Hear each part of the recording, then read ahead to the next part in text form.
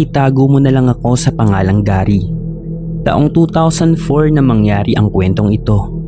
22 taon na ang nakalipas pero hindi ko ito malilimutan. Hanggang ngayon, kapag naaalala ko, tumatayo pa rin ang balahibo ko at parang pinaliligiran pa rin ako ng malamig at napakabigat na hangin ng lugar na iyon.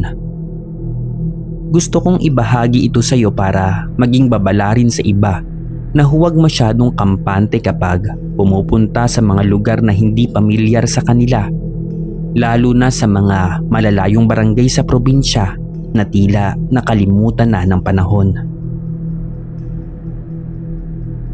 Magbabarkada kaming 4 noon. Ako, si Mark, si Carlo at si Brian. Mga bagong graduate kami sa kolehiyo nung summer ng 2004. Pagkatapos ng ilang taong puyatan at stress sa pag-aaral at thesis, naisipan naming magbakasyon bago magsimulang maghanap ng trabaho at pumasok sa totoong mundo ng pagtatrabaho. Si Carlo ang nagpanukala na pumunta kami sa isang bayan sa lalawigan ng Iloilo. Hindi ko na po babanggitin, Kuya Jay, kung saan ang bayang ito bilang proteksyon na rin sa kanila at proteksyon na din po sa akin. Sabi niya, may lumang bahay doon ng tito niya na matagal nang walang tumitira, pero maayos pa naman daw. Gawa daw ito sa matitibay na kahoy at pwedeng tuluyan ng libreng tirahan na malapit sa kalikasan at malayo sa ingay, usok at gulo ng Maynila. Para sa aming 4 na gustong mag-rebound at magpalipas ng oras, ito ang perpektong bakasyon. Mayo ng taong 2004, Kuya Jay, nang tuluyan kaming bumiyahe. Sumakay kami ng Roro papuntang Visayas, bitbit ang aming mga malalaking backpack, gitara, pagkain at ilang inumin na plano naming inumin sa gabi habang nagpapatugtog at nagkukwentuhan kami. Madaling araw nang makarating kami sa mismong bayan. Mula sa sentro ng bayan, sumakay pa kami ng 2 tricycle papunta sa napakalayong pook kung saan nakatayo ang bahay ng tito ni Carlo. Habang palayo kami ng palayo sa bayan, kapansin-pansin ang unting-unting pagkawala ng mga sementadong kalsada, mga poste ng ilaw at mga bahay ng tao. Ang natira na lang ay ang mayayabong na lupang kalsada na napapaligiran ng matataas na talahib na makapal at napakadilim na gubat ng mga puno ng akasya, balite at kawayan. Nang marating namin ang bahay, natagpuan namin ang isang lumang 2 palapag na bahay na bato na gawa sa pinaghalong lumang semento sa ibaba at maitim na lumang kahoy at kapis na bintana sa itaas. Medyo abandonado na ang itsura nito mula sa labas. Puno ng mga baging ang lumang bakod at ramdam mo agad ang kakaibang lamig at bigat ng hangin sa buong paligid. Pero dahil matatapang kami, Kuya Jay, at excited magbakasyon, hindi namin pinansin ang kakaibang pakiramdam na iyon. Naglinis kami ng konti sa interior ng bahay. Nagtanggal kami ng mga sapot ng gagamba. Naglatag pa nga kami ng banig sa malawak na sala sa 2nd floor at inayos ang aming mga gamit. Unang araw ng bakasyon namin, maayos at masaya naman ang lahat. Pumunta pa kami sa malapit sa sapa. Nagtampisaw sa malamig na tubig. Nag-ihaw ng baboy at nagkwentuhan tungkol sa aming mga pangarap. Pero nang sumapit ang hapon, mga 5:00 pa lang noon, napansin ko na ang kakaibang katahimikan ng paligid. Sa probinsya po kasi, kapag lumulubog ang araw, karaniwang naririnig mo ay ang ingay ng mga kuliglig, huni ng mga ibon at tahol ng mga aso sa malayo. Pero sa lugar na iyon, para bang biglang pumatay ang boses ng kalikasan. Walang kuliglig, walang kahit anong huni ng ibon. Ang tanging naririnig lang namin ay ang malakas at nakakairitang kaluskos ng hangin sa mga tuyong dahon ng kawayan. Nang sumapit ang gabi, mga 9:00 na yon, nagsimula kaming uminom sa sala sa 2nd floor. Nagpapatugtog si Brian ng gitara habang kami naman ni Mark at Carlo ay nagkukwentuhan at nagtatawanan. Sa kalahatian ng aming inuman at kasiyahan, biglang may narinig kaming napakalakas na tunog mula sa bubong ng bahay. Para itong isang napakabigat na katawan ng tao o parang hayop na biglang bumagsak mula sa kalangitan. Nagkatinginan kaming apat at biglang tumigil sa pag-uusap. Sa isip namin noon, baka malaking pusa lang iyon o kaya buko mula sa katabing puno na nahulog sa yero. Pero pagkatapos ng bagsak na iyon, narinig namin ang lagutok at tunog na tila matutulis na kuko ng isang malaking nilalang na kumakalmot at gumagapang sa lumang yero ng bubong. "Relax lang kayo, kalmot lang yun ng pusa sa bubong," sabi ni Carlo para pakalmahin kami, Kuya Jay.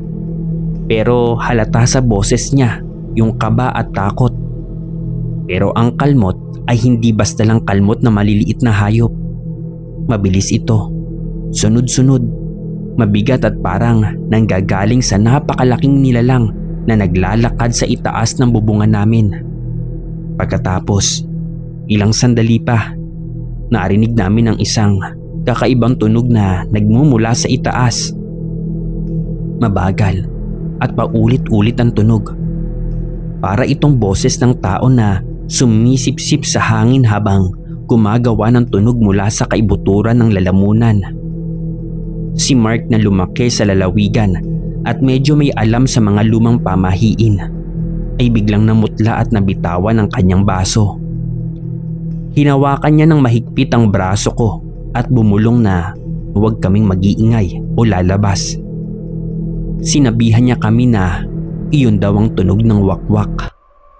Isang kilalang uri ng aswang sa Visayas na lumilipad at nanginginain kapag sapit ng gabi. Sinabi niya na kapag ang tunog ng wakwak ay malakas at parang malapit, ibig sabihin daw noon ay malayo pa ang nilalang. Pero kapag ang tunog ay napakahina, pabulong at parang malayo, ibig sabihin ay nasa mismong tabi mo na o nakatungtong na ito sa itaas ng kinaroroonan mo. Ang tunog na narinig namin sa bubong nung oras na iyon ay napakahina, pabulong at napakalapit sa amin. Namatay ang lahat ng saya sa inuman namin. Pinatay agad ni Brian ng radyo at pinalipas namin ang gabi na halos walang nagsasalita at hindi makahinga ng maayos. Nakaabang lang kami sa bawat tunog ng kaluskos at bandang 1:00 ng madaling araw nang marinig namin ang sunod-sunod na tahol at alulong ng mga aso mula sa labas ng bakod.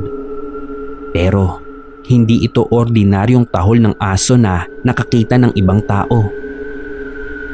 Ang tahol nila ay parang dumadaing, natatakot at nagmamakaawa at kalaunan ay naging parang tili ng aso na tila sinasaktan at ginigilitan bago biglang tumahimik ang buong paligid. Walang nakatulog sa amin ng gabing iyon, Kuya Jay. Nag-abang kami sa liwanag ng araw na parang mga presong naghihintay ng habla at kalayaan. Inaumagahan, lumabas kami ng bahay para suriin ang paligid at alamin kung ano ang nangyari. Sa ilalim ng puno ng bayabas, malapit sa pintuan ng bahay, nakita namin ang bangkay ng isang itim na aso ng kapitbahay. Nakabaliktad ang buong katawan nito at ang nakakatakot, nakabukas at sira-sira ang tiyan nito na tila nilapan ng isang napakalakas na nilalang. Walang kahit anong dugo ang nakakalat sa lupa sa paligid na parang lahat ng dugo sa katawan ng aso ay sinipsip at ininom hanggang sa matuyo ang balat. Dito na kami nagsimulang matakot ng totoo. Gusto na naming mag-impake at umuwi noon ang oras na iyon. Pero pilit kaming kinukumbinsi ni Carlo. Sabi pa niya, baka mabangis na hayop lang daw ang gumawa noon at huwag daw kaming magpadala sa takot at pamahiin. Dahil na rin sa sinabi ni Carlo at sa isiping sayang ang biyahe at pamasahe, pumayag kaming manatili pa ng isa pang gabi. At iyon ang pinakamalaking pagkakamali ng buhay namin na halos ikamatay naming apat. Hapon pa lang ng ikalawang araw, nagpasya kaming pumunta sa maliit na sari-sari store sa dulo ng kalsada para bumili ng dagdag na pagkain, tubig at mga kandila dahil madalas mag-brown out sa malayong lugar na iyon ng taong iyon. Ang tindera doon ay isang matandang babae na may napakalalim na mga mata, kulubot na balat at tila walang ngipin. Nang malaman niyang lumang bahay kami nakatira sa dulo ng kalsada, pabulong at nanginginig siyang nagsalita sa amin gamit ang bahagyang Tagalog at Hiligaynon. "Mga baguhan at salta kayo rito, no?" Tanong ng matanda habang nakatitig sa amin. "Umuwi na kayo habang maliwanag pa ang araw. Hindi ligtas ang puok na ito kapag lumubog na ang araw. Lalo na ngayong linggo ng bilog ang buwan. Naghahanap ng mabibiktima at makakain ng mga aswang sa baryo na ito." Hindi na kami nagtanong pa ng marami sa matanda dahil biglang dumating ang isang lalaking matangkad, payat at may dalang mahabang itak sa baywang. Nakatitig siya sa aming apat ng napakatalim. Walang kurap ang kanyang mga mata at ang kulay ng kanyang mga mata ay para bang may bahagyang kapulaan kapag natatamaan ng liwanag ng araw. Hindi siya nagsasalita o bumati man lang. Nakatayo lang siya sa tabi ng tindahan habang pinagmamasdan ang bawat galaw at mukha namin. Natakot kami sa nakakapangilabot niyang tingin kaya mabilis kami nagbayad at bumalik agad sa bahay. Nang sumapit ang eksaktong 6:00 ng gabi, biglang namatay ang kuryente. Lumubog ang buong baryo sa napakadilim at napakalamig na gabi. Ang tanging liwanag lang na natira ay ang buwan na napakabilog at napakaliwanag sa kalangitan. Nagwelga ang hangin sa labas at nagsimulang yumanig at umugong ang matataas na puno ng kawayan. Dahil sa matinding takot, Kuya Jay, mula sa babala ng matanda sa tindahan, nagpasya kaming apat na magkulong na lang sa sala sa second floor. Nagsindi kami ng 2 kandila at naglagay ng malalaking mesa, baul at silya sa likod ng pangunahing pinto ng bahay sa ibaba para harangan ito. 7:00 pa lang ng gabi pero ang dilim sa paligid ay parang madaling araw na. Dito na nagsimula ang totoong impyerno sa aming apat. Nagsimula ang lahat sa isang mahinang kaluskos sa ilalim mismo ng bahay. Ang ibabang bahagi kasi ng bahay ay may silong na imbaka ng mga lumang gamit, palay at kahoy. Narinig namin na may naglalakad sa ilalim. Mabigat at mabagal ang bawat hakbang. Para itong tunog ng matutulis na bakal o kuko na iginuguhit sa semento at mga lumang kahoy sa ilalim ng sahig namin. Pagkatapos, biglang nag-iba ang tunog ng hangin sa labas. Naging parang ugong na napakalakas na bagyo. Pero ang mga puno lang sa paligid ng bahay ang gumagalaw at naghahampasan. Narinig na namin ang pamilyar na tunog sa bubong. Pero sa pagkakataong ito, hindi lang 1, 2, 3. Tila kasi may 3 magkakaibang uri ng aswang ang nakatungtong at naglalakad sa bubong ng bahay. Nagmula ang tunog sa iba't ibang sulok ng bubungan. Si Brian ay nagsimulang umiyak ng tahimik sa sulok ng kwarto habang mahigpit na hawak ang kanyang rosaryo. Si Mark naman ay naglabas ng maliit na kutsilyo mula sa kanyang bag. Kahit alam naming walang magagawa ang maliit na kutsilyo laban sa mga halimaw na nasa labas. Nang biglang, isang napakalakas at nakakatulilig na hampas ang tumama sa pinto sa ibaba ng bahay. Nayanig ang buong bahay at ang aming kinatatayuan. Naglagutukan ang mga lumang kahoy na hagdan. Parang may gustong pumasok sa ibaba. Ang hampas ay mas malakas kaysa kahit sa sinong malakas o higante. Para itong binabangga ng malaking troso sa pinto. Kasabay ng bawat hampas sa ibaba, narinig namin ang isang kakaiba at nakakapangilabot na boses mula sa labas ng bintana sa second floor. Ang bintana ay gawa sa lumang kapis na nakasara. Mula sa labas ng bintana na nasa ikalawang palapag at walang anumang tungtungan, puno o balkonahe ay may tumawag sa pangalan ni Carlo. Carlo! Carlo! Buksan mo ang pinto. Tinatawag ka na ng tito mo. Ang boses ay parang boses ng tao, pero parang boses ito ng taong halos mamatay na sa kinauupuan o parang hayop na pinipilit magsalita ng wikang tao. Naramdaman namin ang napakatinding takot dahil sa pamilyar sa amin ng boses. Boses iyon ng tito ni Carlo. Pero alam ni Carlo na ang tito niya ay nasa Maynila at hindi kailanman pumunta sa Iloilo sa panahong iyon. Isa itong uri ng aswang na nanggagaya ng boses ng kakilala o kamag-anak para makapanlin lang.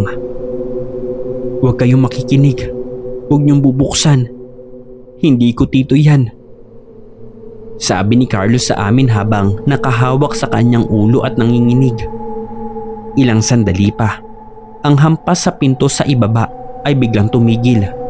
Pero bago kami nakahinga ng maluwag, narinig namin ang lagutok ng kahoy sa may bintana sa tabi namin. May nakadikit na muka sa kapis na bintana. Dahil sa maliit na ilaw ng kandila sa loob, nakita namin ang anino mula sa labas. Ang anino ay hindi hugis ng tao. Ang ulo nito ay napakalaki at ang mga bisig nito ay napakahaba na umaabot hanggang sa ibaba ng bintana.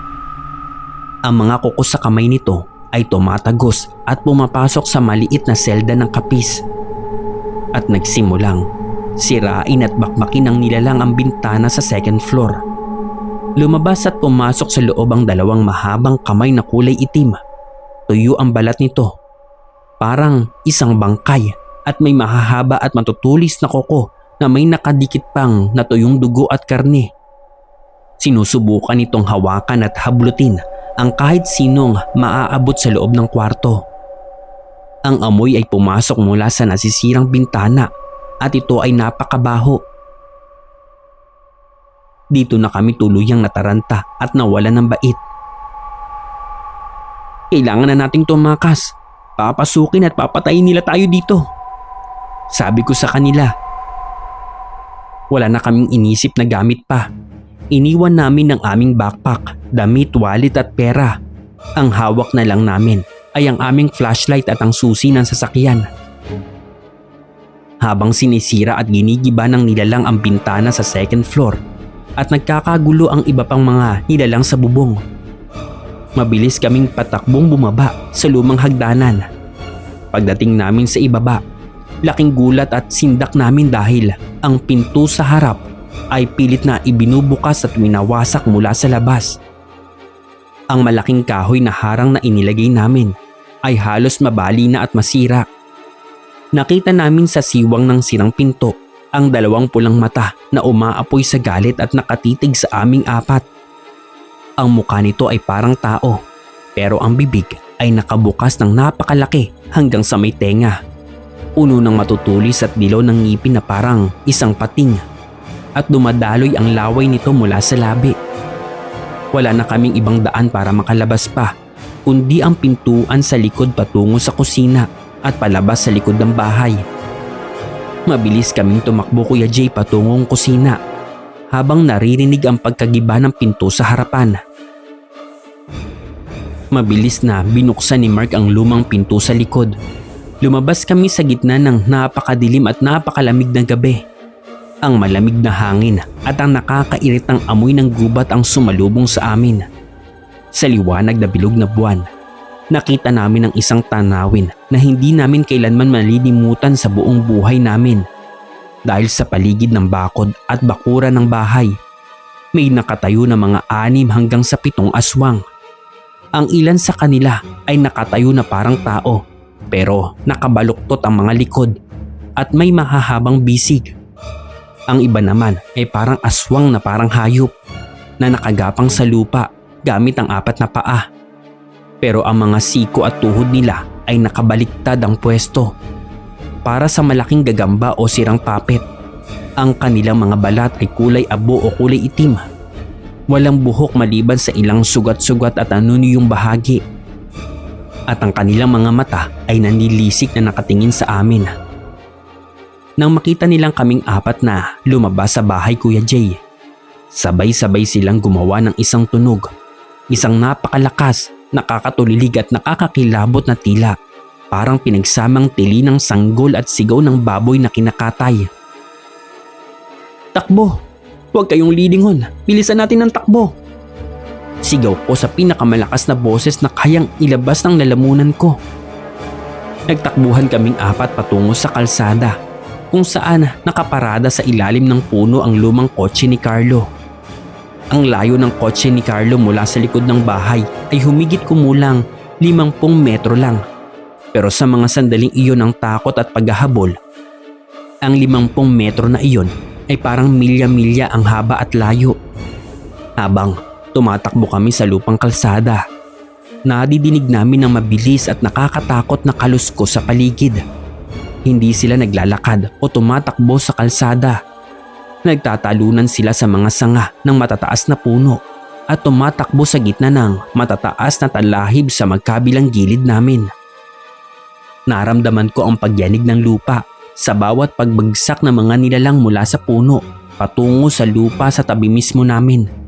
Si Brian, na nasa pinakahuli sa aming apat at halos mamatay sa takot, ay biglang nadapa matapos matapilok sa lumalabas na malalaking ugat ng puno.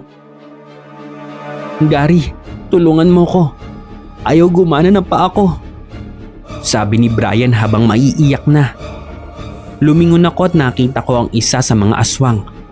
Yung nakagapang na nakabaliktad ang mga siko at tuhod ay mabilis na gumagapang sa lupa patungo sa kinaroroonan ni Brian. Ang bilis ng galaw nito ay parang kidlat at walang katulad. Wala na akong naisip noon, kaya binalikan ko si Brian. Hinawakan ko siya sa ilalim ng kanyang kilikili at pilit ko siyang itinayo pa itaas.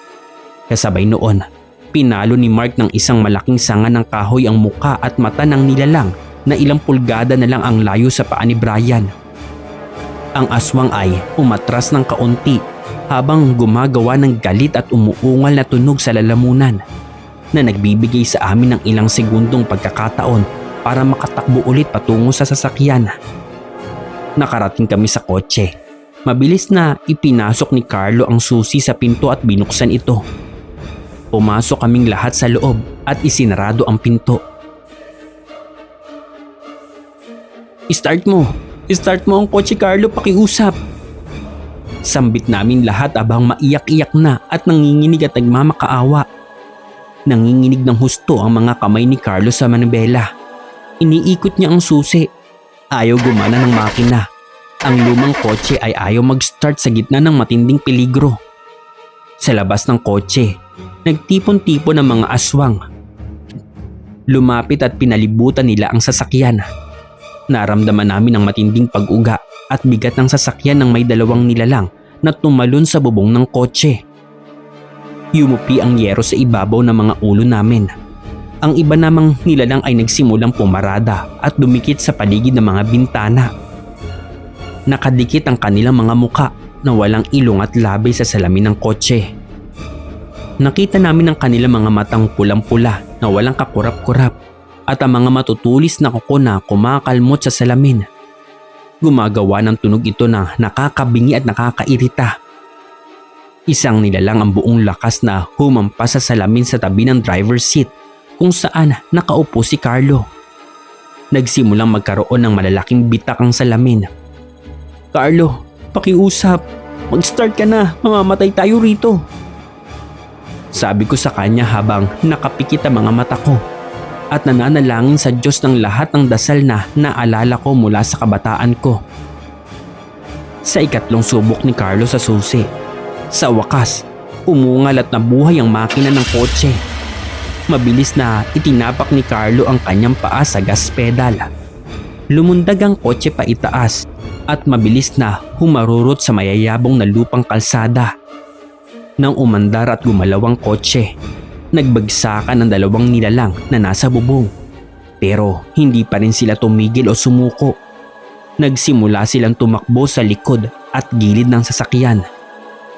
Sa rearview mirror ng kotse, nakikita ko silang tumatakbo gamit ang 4 na paa. Ang bilis nila ay halos makahabol sa bilis ng kotse na tumatakbo ng 40 hanggang 50 kilometro bawat oras sa napakasamang kalsada. Isa sa kanila ay nagawang tumalon at kumapit sa likuran ng bumper ng sasakyan. Naramdaman namin ang biglang pagbigat ng likod ng kotse. Ayaw bumitaw, nakalimaw sa likod. Sabi ni Mark habang nakatitig sa likurang salamin kung saan nakakapit ang aswang.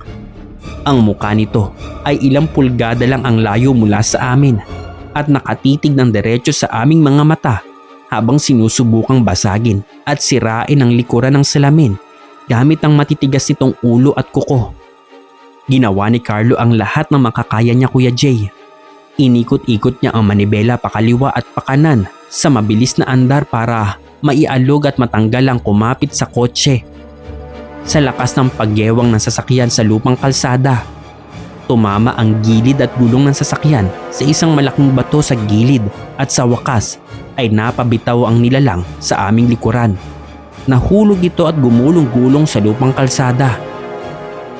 Hindi na kami lumingon pa kahit kailan. Pinatakbo na ni Carlo ang kotse sa pinakamabilis na kaya niyang ibigay ng makina nito.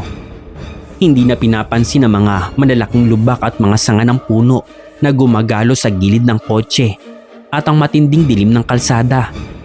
Tumatakbo kami sa kalsada nang walang ibang iniisip kundi ang makalayo sa impyernong lugar na iyon. Pagkalipas ng humigit kumulang 15 minutong tila walang katapusang pagmamaneho at pagtakas sa gitna ng gubat at kadiliman, nakakita kami ng mga ilaw sa malayo, ang mga ilaw ng sentro ng bayan. At nang makapasok kami sa sementadong kalsada at makakita ng mga sementadong bahay na may ilaw at mga taong naglalakad pa sa paligid ng kalsada, tsaka pa lang namin naramdaman na maaari na kaming huminga at ligtas na kami. Huminto si Carlo sa tabi ng isang bukas na tindahan at gasoline station sa sentro ng bayan. Walang sino man sa aming 4 ang nakakapagsalita agad sa loob ng 10 minuto. Lahat kami ay hingal na hingal, pawis na pawis at nanginginig ang buong katawan sa matinding shock. Nang lumabas kami sa kotse para tignan ang lagay ng sasakyan, halos manghina at matumba ang mga tuhod ko sa nakita ko. Ang buong labas ng kotse ay puno ng malalalim na galos at kalmot na parang ginamitan ng matatalim na bakal o kutsilyo. Ang bubong ay may 2 malalaking yupi na hugis ng katawan at puwet ng tao. Sa likurang bumper, may mga bakas na kulay itim at mabahong dugo at natuyong laman na naiwan mula sa nilalang na kumapit doon. At ang pinakamatindi, sa may passenger window sa likod, may nakasabit na isang napakahabang kuko na nabali at nakatusok sa goma ng bintana. Hindi na kami nagdalawang salita pa o nagpahinga ng matagal. Hindi na kami bumalik sa lumang bayan na iyon para kunin ang aming mga natitirang gamit, damit, wallet at mga dokumento. Hinayaan na namin ang lahat ng naroon. Nagmaneho si Carlo ng diretsyo ng walang hinto hanggang makalabas kami ng lalawigan ng Iloilo at makarating sa pinakamalapit na port para makasakay ng barko pabalik ng Luzon. Sa buong biyahe pabalik ng Maynila, walang sino man sa amin ang nakakatulog ng maayos. Bawat pikit ng aming mga mata, ang nakikita namin ay ang mga nanlilisik na mata na iyon at ang tunog ng kalmot sa salamin ng kotse. 22 taon na ang nakalipas, Kuya Jay, mula ng gabing iyon. Pero hanggang ngayon, kapag ginagabi ako sa paglalakad at nakakarinig ako ng mahihinang tunog sa malayo, o kapag nakakakita ako ng bilog na buwan sa gitna ng tahimik na gabi, bumabalik agad ang pakiramdam ng napakatinding takot at lamig na naramdaman namin ng gabing iyon. Nabalitaan na lang ni Carlo mula sa ibang kamag-anak nila na pagkalipas ng ilang taon na ang lumang bahay daw na iyon ng tito niya ay tuluyan ng nasunog at naging abo sa hindi malamang dahilan noong taong 2008. Sabi ng mga lokal doon, Wala daw gustong lumapit o tumulong sa pagpatay ng apoy ng nasusunog na bahay dahil alam ng lahat sa bayan kung ano talaga ang naninirahan at nagtitipon sa paligid ng pook na iyon kapag lumulubog na ang araw. Ito ang kwento ko, Kuya Jay. Maraming salamat sa pagbabasa at sana ay maging paalala ito sa lahat na hindi lahat ng lugar na magaganda sa mapa ay ligtas para sa bakasyon. May mga lugar sa ating bansa na hawak pa rin ng mga lumang nilalang na hindi natin nauunawaan. Hanggang dito na lang po at marami pong salamat.